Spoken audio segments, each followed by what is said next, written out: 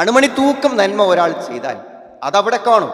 അപ്പൊ അണുമണിത്തൂക്കം നന്മ എന്ന് പറയുകയാണെങ്കിൽ ഏറ്റവും ചെറുത്, നമുക്ക് ദാനം ചെയ്യാൻ പറ്റുന്നതിൽ ഏറ്റവും ചെറുത് നാണയം മാത്രമല്ല.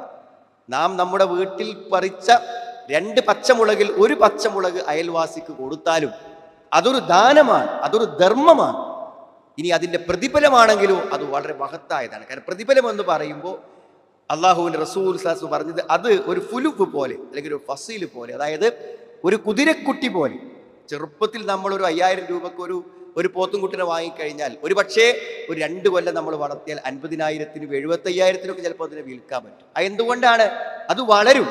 അതുപോലെ നാം പരലോകത്തെത്തുന്നത് വരെ നാം കൊടുത്തൊരു നാണയത്തുട്ട് അത് വളർന്നുകൊണ്ടിരിക്കുമെന്നാണ്.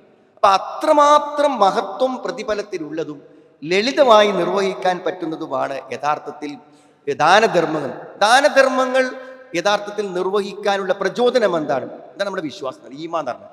അതായത് ഇപ്പൊ നമ്മൾ സാധാരണഗതി ചിന്തിക്കാറുണ്ട്, ഒരാള് ഒരു 40 ലക്ഷം രൂപ ഒരു പള്ളി ഉണ്ടാക്കാൻ വേണ്ടി കൊടുത്തു. അപ്പൊ നമ്മളും ഒരു പക്ഷേ 40 ലക്ഷം 50 ലക്ഷം ഒക്കെ കൊടുക്കാൻ പ്രാപ്തിയുള്ള ഒരാളാണ്. ഇപ്പൊ നമ്മളിങ്ങനെ ചിന്തിക്കുക, ഇയാൾ എന്തൊരു വീട്ടിയാണ് 40 ലക്ഷം രൂപ ഒന്നിച്ച് ഒരു സംഗതിക്ക് വേണ്ടി കൊടുക്കുക, എന്താ ഇയാളെ കഥ? അത് ഉൾക്കൊള്ളാൻ നമുക്ക് പറ്റണില്ലെങ്കിൽ നമ്മുടെ ഈമാന്റെ പ്രശ്നമാണ്. അതായത് നാം കൊടുക്കുന്നത് നഷ്ടമാകും എന്ന് നമ്മൾ ചിന്തിക്കുന്നത് എന്തുകൊണ്ടാണ്? പരലോകമുണ്ട്, ചെയ്യുന്നതിന് പ്രതിഫലമുണ്ട്, അതിന് കൂലി കിട്ടും എന്നൊക്കെ നമ്മുടെ മനസ്സിൽ ബോധമുണ്ടെങ്കിൽ നമുക്ക് എങ്ങനെയാണ് പങ്കുവെക്കാൻ കഴിയാതിരിക്കുന്നത്? നമുക്കെങ്ങനെ കൊടുക്കാൻ കഴിയാതിരിക്കുന്നത്? നമ്മൾ എങ്ങനെയാണ് കുറവിനെ കുറിച്ച് ചിന്തിക്കുന്നത്? അപ്പൊ സത്യം പറയുകയാണെങ്കിൽ യഥാർത്ഥത്തിൽ നമ്മുടെ ഈമാൻ അതിനു മാത്രം വളർന്നിട്ടില്ല എന്നതാണ്. ഇവിടെ സ്വതക്കയേക്കാളും നമ്മൾ പറയേണ്ടത് പിശുക്കിനെ കുറിച്ചാണ്.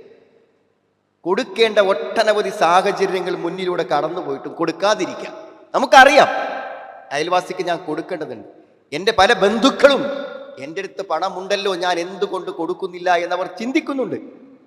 ഇവിടെ നല്ലൊരു ദീനി സംരംഭം നടക്കുന്നുണ്ട്, അവിടേക്ക് ഇന്ന് വരെ ഞാൻ മനസ്സറിഞ്ഞൊരു സംഖ്യ കൊടുത്തിട്ടില്ല. കൊടുക്കണമെന്നറിഞ്ഞിട്ടും കൊടുക്കാതിരിക്കണം. അതായത് പിശുക്ക് പറഞ്ഞാൽ കൊടുക്കാൻ കയ്യിലുണ്ട്, കൊടുക്കേണ്ടത് എവിടെയാണെന്ന് നമുക്കറിയാം, പക്ഷെ കൊടുക്കണില്ല. അതിനാ പിശുക്കാരൻ. പിശുക്കിനെ കുറിച്ച് വിശുദ്ധ ഖുർആൻ പറഞ്ഞ വചനങ്ങൾ ഒന്ന് ഓതി നോക്കിയാൽ തന്നെ സുഹൃത്തുക്കളെ, നമ്മൾ കൈയയച്ചു കൊടുക്കും. അല്ലദീന യബ്ഖലൂന വയഅ്മുറൂന അന്നാസ ബിൽ ബുഖൽ. അവർ പിശുക്ക് കാണിക്കുകയും ചെയ്യും. എന്നിട്ട് ഇങ്ങനെ കമന്റ് പറയാം ആൾക്കാർ, ഈ കൊടുക്കാതിരിക്കണമെന്നൊന്നും വലിയൊരു പ്രശ്നമല്ലാന്ന്. അയാൾക്കൊരു സമാധാനം കിട്ടാൻ വേണ്ടിയിട്ട് അതിന് പ്രചാരണം കൊടുക്കുകയും ചെയ്യും. കൊടുക്കാതിരിക്കുന്നത് വലിയൊരു പ്രശ്നമല്ല എന്നതിന് അയാൾ കൊടുക്കാതിരിക്കാൻ അയാൾക്കുള്ള ശൈത്താനികമായ പൈശാചികമായ ന്യായങ്ങൾ മറ്റുള്ളവരെ പങ്കുവെക്കും, മറ്റുള്ളവരെ നിരുത്സാഹപ്പെടുത്തുകയും ചെയ്യും. അള്ള കൊടുത്ത ഔദാര്യങ്ങളിൽ നിന്ന് എന്താണെങ്കിലും അതൊക്കെ അവർ മറച്ചു വെക്കുകയും ചെയ്യുന്നു. നിന്യമായ ശിക്ഷ അവിശ്വാസികൾക്ക് വേണ്ടി തയ്യാറാക്കി. അപ്പോ എന്താ പിശുക്കുന്നുള്ള അവിശ്വാസത്തിന്റെ ലക്ഷണം എന്ന് പറയുന്നത്? പിശുക്ക് എന്ന് പറയുന്നത് അവിശ്വാസത്തിന്റെ ലക്ഷണമാണ്. നമ്മളെക്കാളും പണമില്ലാത്തവൻ നമ്മളെക്കാളും പണം കൊടുക്കുന്നത് നമ്മൾ കാണുമ്പോഴും നമുക്ക് കൊടുക്കാൻ തോന്നുന്നില്ലെങ്കിൽ സുഹൃത്തുക്കളെ, നമ്മുടെ വിശ്വാസത്തിന് പ്രശ്നമാണ്, നമ്മുടെ ഈമാനിന് പ്രശ്നമുണ്ട്.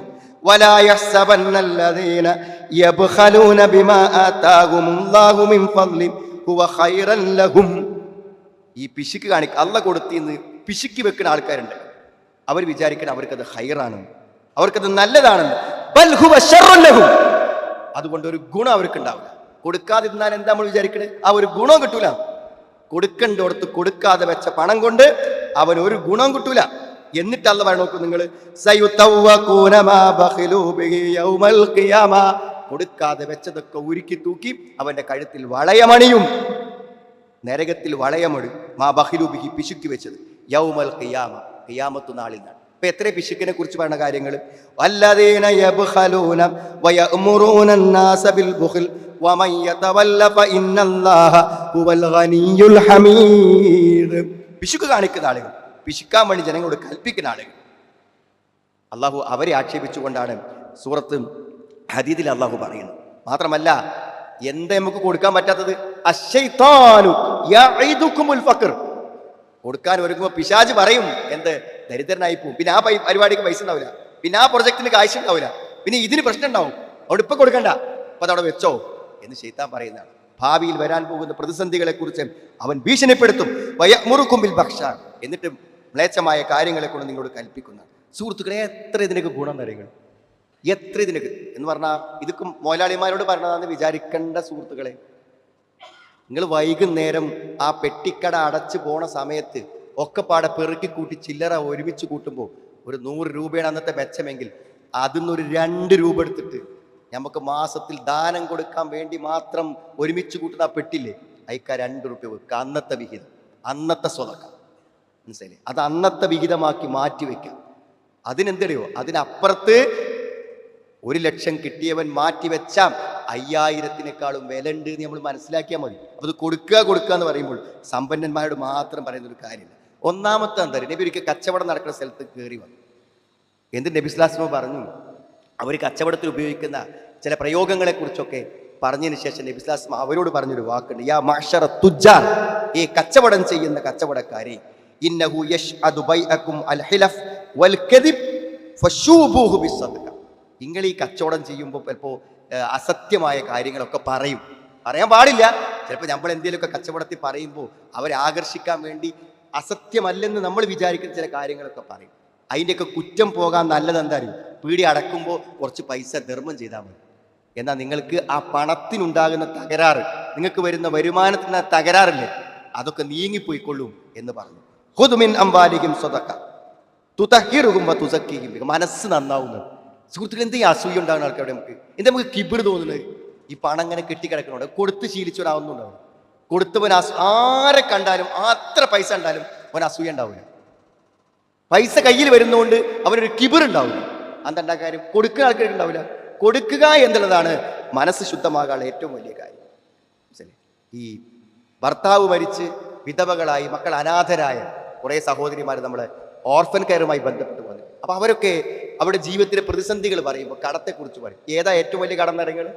ഭർത്താവ് മരിക്കുന്ന സമയത്ത് ഹോസ്പിറ്റലിൽ അടച്ച ബില്ല്. 7 കൊല്ലമായിട്ട് അത് വീട്ടാത്ത സഹോദരിമാര്. അപ്പൊ എന്താ, ഏറ്റവും അധികം നമുക്ക് പണം ചെലവുന്നത് രോഗങ്ങൾക്കാണ്. എന്നാൽ രോഗം മാറാൻ ഉള്ളൊരു ചികിത്സയായിട്ട് അള്ളാഹു പറഞ്ഞ ധർമ്മം ഈ 50 ലക്ഷം ഹോസ്പിറ്റലിൽ കൊടുക്കുന്ന സുഹൃത്തുക്കളെ, ചിലപ്പോൾ 50,000 സദക്ക കൊടുത്താൽ നീങ്ങി കിട്ടുന്ന പറയണം. അള്ളാഹും റസൂലും പറയണപ്പോൾ നമുക്ക് വിശ്വസിക്കാൻ എന്താ പറയും, ദാവു മർദാക്കും ബിസ്സദഖ, സ്വതക്ക കൊണ്ട് നിങ്ങളുടെ രോഗത്തെ ചികിത്സിക്കാൻ. ഇപ്പൊ എന്തെങ്കിലും രോഗലക്ഷണങ്ങൾ കണ്ടാൽ ആദ്യം സ്വതക്ക കൊടുക്കാൻ വേണ്ടതെന്നാണ് ഇതിന്റെ വിശദീകരണം. ആദ്യം സ്വതക്ക കൊടുക്കുക. സ്വതക്ക കൊടുത്താൽ അള്ളാഹു എന്ത് ചെയ്തു തരും? രോഗങ്ങൾ. അത് അള്ള തൃപ്തിപ്പെടും. അല്ലല്ലേ ഷാഫി, സുഖപ്പെടുത്തുന്നവൻ. അപ്പൊ അള്ളാഹു നമ്മുടെ രോഗങ്ങളെ സുഖപ്പെടുത്താൻ കാരണമാവുന്ന ആ നീയത്തോടെ തന്നെ കൊടുക്കാന്നാ പറയുന്നത്. ഒരു അസുഖം വന്നാൽ നല്ലൊരു സംഖ്യ സ്വതക്ക കൊടുത്തിട്ട് നമ്മൾ അപ്പം തന്നെ പ്രാർത്ഥിക്കാം. ആ സ്വതക്കയോട് അനുബന്ധമായി പ്രാർത്ഥിച്ചാൽ രോഗങ്ങൾ മാറി കിട്ടുമെന്നാ വേണം. രോഗങ്ങൾ മാറാൻ സ്വതക്ക ഒരു കാരണമാണെന്ന്. മറ്റൊന്നെന്താ അറിയോ, വലിയൊരു കാര്യമായി തോന്നിയാണ് ഇമാം മുസ്ലിമിന്റെ ഒരു ഹദീസ്. അതായത് ഈ സ്വതക്ക നമ്മൾ കൊടുക്കുമ്പോൾ അത് ഒരുത്തന്റെ മനസ്സിനെ സന്തോഷിപ്പിക്കുന്നുണ്ടെന്നില്ല. അതെങ്ങനെ നമുക്ക് സ്ഥിരം ചെയ്യാൻ കഴിയും? ഒരു പട്ടിണി കിടക്കുന്ന കുടുംബമാണ്, അവർക്ക് 1000 രൂപ മാസം നമ്മളത് എത്തും. അതൊരു കറക്റ്റ് ഡേറ്റിന് അവർക്കത് കിട്ടിയിരിക്കും. എന്തായിരിക്കും അവരുടെ പ്രതീക്ഷ, എന്തായിരിക്കും അവരുടെ സന്തോഷം? സുഹൃത്തുക്കളെ, ജീവിതത്തിൽ എത്രയോ കോടികൾ കൂട്ടിവെച്ച് അത് കണ്ട് ആനന്ദിക്കുന്നതിനേക്കാളും സന്തോഷം ഉണ്ടാവുന്നതാണ് ഒരു 100 രൂപേന്റെ ഒരു ആവശ്യക്കാരന് അത് കൊടുക്കുമ്പോൾ അവന്റെ മുഖത്ത് വിരിയുന്ന ഒരു സന്തോഷം, അവന്റെ ഹൃദയത്തിൽ വരുന്ന ഒരു സന്തോഷം. അത് കാണുമ്പോൾ ഉണ്ടാകുന്ന ആനന്ദത്തിന് കോടികൾ വിളഞ്ഞു നിൽക്കുന്നത് കാണുന്നതിനേക്കാളും ആനന്ദമുണ്ട് എന്നാണ് പറയുന്നത്. അള്ളാഹ്ക്ക് ഏറ്റവും ഇഷ്ടം ജനങ്ങൾക്ക് ഏറ്റവും ഉപകാരമുള്ള വ്യക്തിയാണ്. മനസ്സിലായില്ലേ? നമ്മളിങ്ങനെ മരിച്ചെടുക്കുമ്പോൾ ഇനിയിപ്പോൾ ഞാൻ എങ്ങടെ വായ്പ പോവുക, ഇനിയിപ്പോൾ എവിടുന്ന കിട്ടുക? ആരും അറിയാതെ എൻ്റെ കുട്ടികളെ കാര്യം നടന്നു പോയുന്നത് ഈ കടക്കണ മനുഷ്യനെ കൊണ്ടാണ്. ഒരു പക്ഷേ നിങ്ങളുടെ കുടുംബങ്ങൾക്ക് പോലും പരിചയമില്ലാത്ത ചില ആളുകൾ നിങ്ങൾ മരിച്ച വീട്ടുമുറ്റത്ത് വന്ന് കരയുന്നുണ്ടായിരിക്കും. അവരാരറിയും? സുഹൃത്തുക്കളെ, ഭാര്യയും മക്കളും അറിയാതെ നമ്മൾ സഹായിച്ച ചില ആൾക്കാർ അവിടെ വന്ന് കരയുണ്ടോ? ആ മനസ്സിന്റെ സന്തോഷവും ആ മനസ്സിന്റെ പ്രാർത്ഥനയും നമുക്ക് ഫലിക്കും. ഒരു സംശയ കാര്യത്തിൽ വേണ്ട. ഈ മദീനത്തെ പള്ളിയിൽ വന്ന് മസ്ജിദൽ മദീനത്തി ഷഹ്റൻ 1 മാസം ഇഅ്തികാഫ് ഇരിക്കുന്നതിനേക്കാളും എനിക്കിഷ്ടം ആവശ്യമുള്ള ഒരുത്തന്റെ ആവശ്യം നിർവഹിച്ചു കൊടുക്കാൻ വേണ്ടി ഇറങ്ങി പുറപ്പെടുന്നവനെ കുറിച്ചാകുന്നു എന്ന് നബി സ്വല്ലല്ലാഹു അലൈഹി വസല്ലം പറഞ്ഞിട്ടുണ്ട്. ഇനിയുമുണ്ട് സുഹൃത്തുക്കളെ. എന്തേലൊക്കെ ഒരു 10 രൂപ ഇന്ന് കൊടുക്കാൻ പറ്റിയാൽ അതിന്റെ ഗുണത്തെക്കുറിച്ചാണ് പറയുന്നത്. നമ്മുടെ സമ്പത്ത് വർദ്ധിക്കും. കുറേ വെച്ചല്ലേ കൊടുക്കാത്തത്? എന്നിട്ടുണ്ടായോ സുഹൃത്തുക്കളെ? എന്നിട്ടുണ്ടായോ? നമുക്ക് കൊടുക്കാതെ വെച്ചിട്ട് ആർക്കെങ്കിലും ഉണ്ടായോ? ആർക്കും ഉണ്ടാവില്ല. എന്താ പറയുക, കൊടുക്കാതെ വെച്ചാൽ ഉണ്ടാവില്ല എന്ന് ഷുവർ. എന്തുകൊണ്ട് അറിയോ?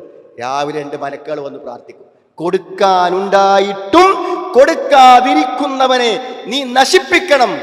എന്നാ മലക്ക് പ്രാർത്ഥിക്കുന്നത്. അല്ലാഹുമ്മ അഅതി മുംസികൻ തലഫൻ, പിടിച്ചു വെക്കുന്നവൻ, ഇല്ലാത്തവനല്ല, കൊടുക്കാനുണ്ടായിട്ട് കൊടുക്കാത്തവനെ നശിപ്പിക്കണം എന്നാണ്. അല്ലാഹുമ്മ അഅതി മുംഫികൻ ഖലഫൻ. ഇന്ന് 10 റുപ്യ കൊടുത്താലേ ആ പ്രാർത്ഥന ഞമ്മക്ക് കിട്ടുള്ളൂ അല്ലെ? അല്ലെങ്കിൽ കിട്ടുമോ?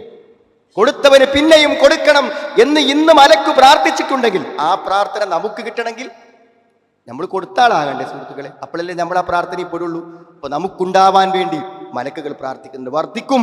വലൗ അന്ന അഹ്ലൽ ഖുറാ ആമനൂ വത്തഖൗ ലഫതഹ്നാ അലൈഹിം ബറകാത്തിൻ മിനസ് സമാഇ വൽ അർള്. ഒരു ഗ്രാമക്കാരെ സൂക്ഷ്മത പാലിക്കണമെങ്കിൽ അവർക്ക് ഞാൻ തുറന്നു കൊടുക്കുന്നതാണ്. അനുഗ്രഹത്തിന്റെ ആകാശത്തിന്റെ കവാടങ്ങൾ തുറന്നു ഒഴുകുന്നതാണ് സമ്പത്ത്. അള്ളാഹു നമുക്ക് ബർക്കത്ത് കൊണ്ട് അനുഗ്രഹിക്കും. യബ്ന ആദം അൻഫിഖ് അലൈക, കൊടുക്ക് മനുഷ്യ, നിനക്ക് വേണ്ടി നൽകപ്പെടും.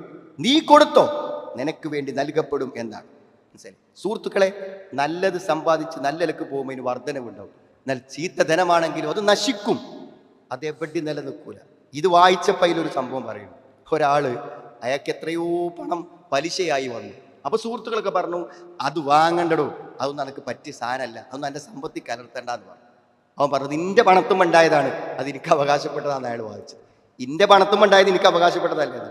അങ്ങനെ അയാളുടെ മകന് മാരകമായൊരു അസുഖം വന്നു. ഈ പണം മുഴുവൻ ചെലവഴിച്ചിട്ടും അസുഖം തീർന്നില്ല എന്നാണ്. അങ്ങനെയാണ് ഇപ്പം ഇന്നത്തെ അസുഖങ്ങൾ, ഇന്നത്തെ രോഗങ്ങളും ചികിത്സകളും അങ്ങനെയാണ്. എത്രയാണ് ചികിത്സക്ക് വേണ്ടി വരാന്ന് ഒരാൾക്കും ആയുസ്സിൽ കണക്കാക്കി കരുതി വെക്കാൻ പറ്റില്ല. അപ്പൊ ഒക്കെ കഴിഞ്ഞ് ഒക്കെ നഷ്ടപ്പെട്ടു പോയപ്പോൾ അദ്ദേഹം പറഞ്ഞു, യംഹഖുല്ലാഹു റിബ വയുർബി സ്വദഖ, പലിശയെ അള്ളാഹു നശിപ്പിച്ചു കളയും. പലിശ കൊണ്ടുണ്ടോ ഒക്കെ നശിച്ചു, എന്നാൽ സ്വതക്ക കൊണ്ടുള്ളതോ അത് പരിപോഷിക്കപ്പെടും. സ്വതക്ക പരിപോഷിക്കപ്പെടാതെ പിന്നെ കൊടുത്താൽ പോവോ സുഹൃത്തുക്കളെ? കൊടുത്താൽ പോവില്ല. ആത്മാർത്ഥമായിട്ട് കൊടുത്ത് ഒരിക്കലും പോവില്ല. വിശ്വാസമുള്ളവന് കൊടുക്കാൻ ഇതിനേക്കാളും വലിയ ഉറപ്പെന്താ? കൊടുത്താൽ പോകൂല. അല്ലാഹ് പറയല്ലേ, വമാ തുൻഫിഖൂ മിൻ ഷൈഇൻ ഫഹുവ യുഖ്ലിഫു വഹുവ ഖൈറുർ റാസിഖീൻ. നിങ്ങൾ എന്ത് ചെലവഴിച്ചാൽ, വമാ തുൻഫിഖൂ മിൻ ഷൈഇൻ, നിങ്ങൾ എന്ത് കൊടുത്താലും ഫഹുവ യുഖ്ലിഫു, അത് നിങ്ങൾക്ക് അവൻ പകരം തരും. വഹുവ ഖൈറുർ റാസിഖീൻ, അവൻ റിസ്ക് കൊടുക്കുന്നവരിൽ, ഉപജീവനം നൽകുന്നതിൽ ഏറ്റവും ഉത്തമനാകുന്നു എന്നാണ് പറയണത്. സുഹൃത്തുക്കളെ, പാപം പൊറുക്കുന്നവരാണ്, തെറ്റ് പൊറുക്കുന്നു. നമ്മൾ സദക്ക കൊടുക്കുമ്പോഴേ നമ്മളെ പാപങ്ങൾ പുറത്തു പോകും.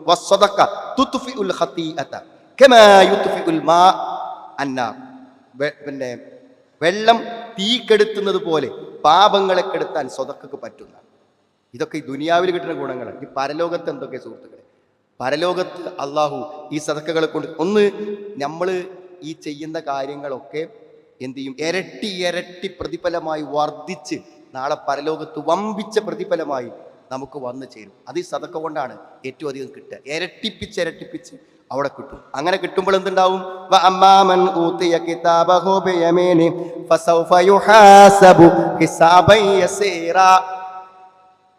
വലത്തെ കയ്യിൽ ഗ്രന്ഥം കിട്ടിയാലേ വളരെ ലഘുവായൊരു വിചാരണ അതേ ഉണ്ടാവുള്ളൂ. ഹിസാബ് യസീർ, വിചാരണ ലഘുവാകും. നന്മകൾ വർദ്ധിക്കുമ്പോൾ വിചാരണ എന്ത് ചെയ്യും? ലഘുവായി കിട്ടുന്ന.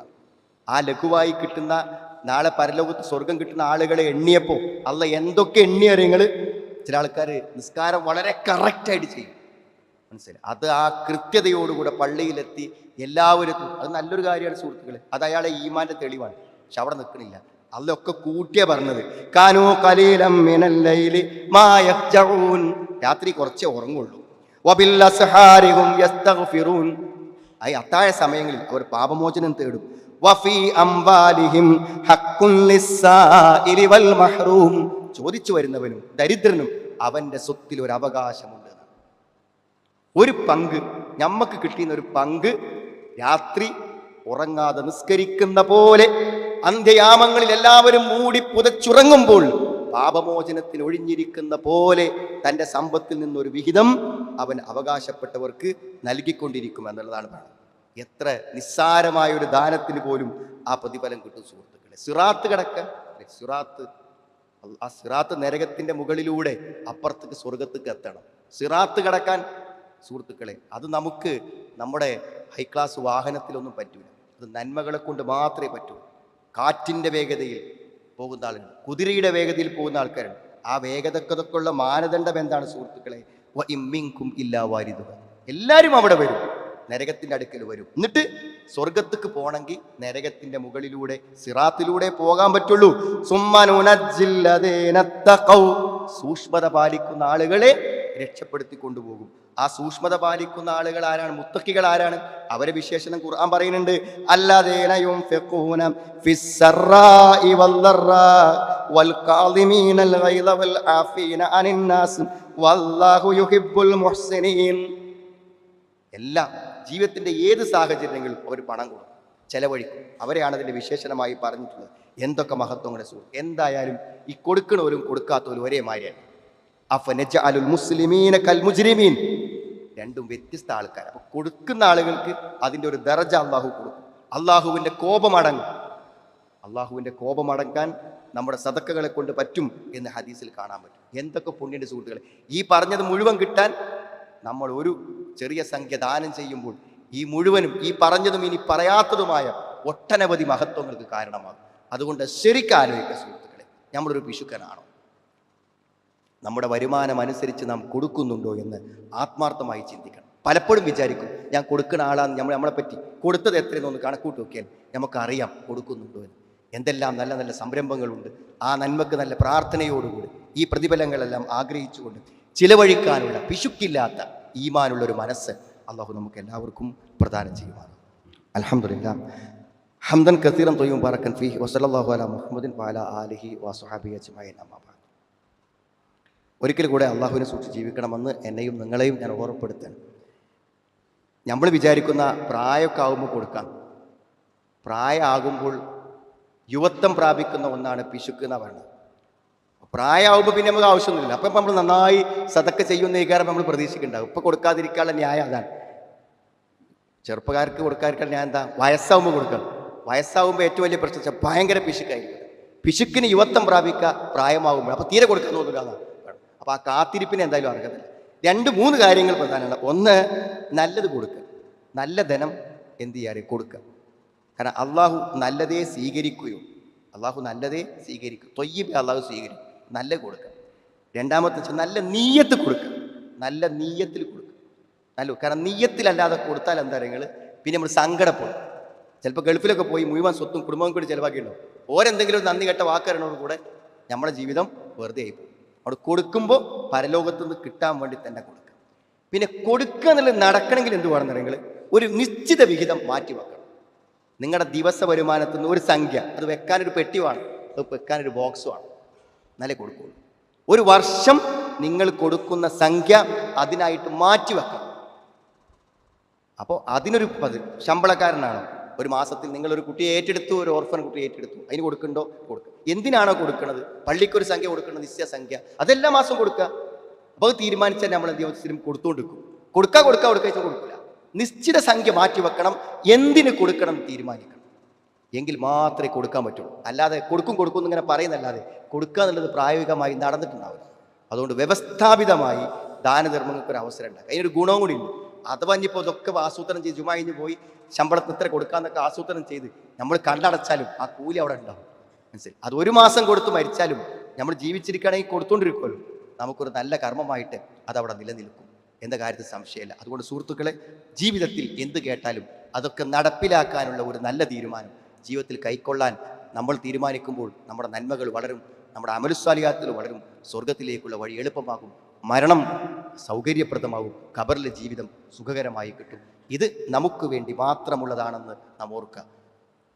ദാനമല്ലാത്ത എല്ലാ ചെലവഴിക്കലും എല്ലാവർക്കും വേണ്ടിയാണ്. ദാനം കൊടുക്കുന്നത് മാത്രം നമുക്ക് വേണ്ടി മാത്രമാണെന്ന് നമുക്ക് എപ്പോഴും ഓർമ്മ ഉണ്ടാകും.